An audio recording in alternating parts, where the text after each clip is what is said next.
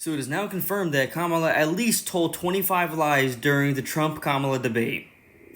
So the first lie was her being a middle-class child, even though her father was a professor at Stanford University and her mother was a biomedical scientist at UC Berkeley.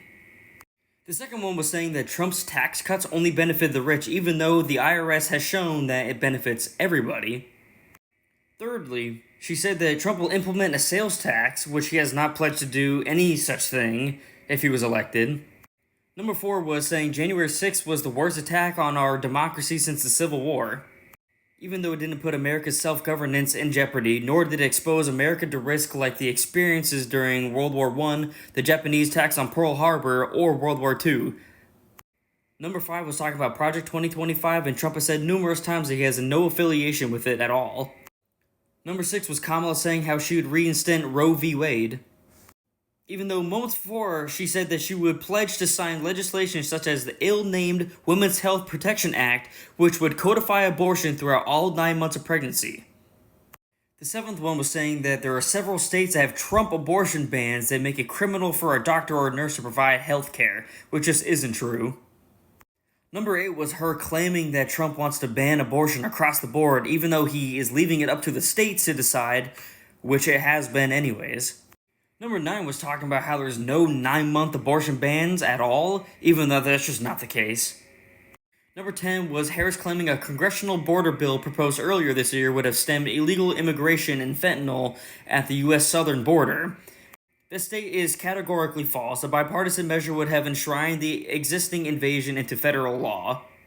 Number 11 is her miscategorizing the Supreme Court's ruling over presidential immunity, claiming the decision would mean that Trump would essentially be immune for any misconduct if he were to enter the White House. Which that's just not true. He just can't get prosecuted for official acts. 12 was her saying that she didn't change her point of view of her fracking ban, even though in 2020 she was very clear on her stance.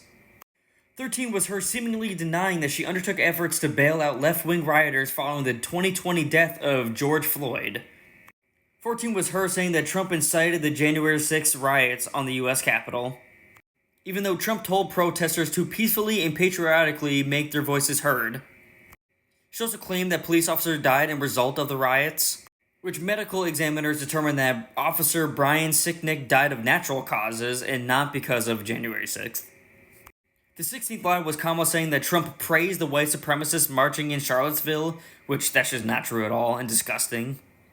17 was her regurgitating the false narrative that Trump claimed that there would be a bloodbath if he loses this November.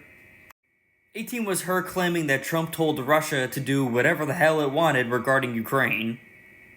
19 was Kamala's claim that the autocrat leaders are pulling for Trump to win, which, how would she know that? How would she know their point of views?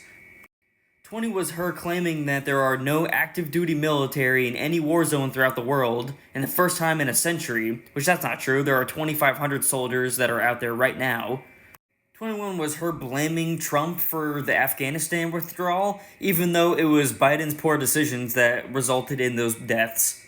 22 was her saying that she doesn't support mandatory gun confiscation, even though she has openly expressed support for such a policy. 23 was her claiming that Donald Trump is weak and wrong on national security and foreign policy, even though the southern border was secure and that America facilitated multiple peace agreements. 24 was her shaking her head at the fact of Trump saying that she wanted to defund the police, which she has stated multiple times live. And the 25th one was her saying that Trump wants to get rid of IVF, even though he has promised that he would make taxpayers pay for it. So that's just obviously not true at all. Moral of the story is she had definitely said way more lies than just the one that CNN has claimed.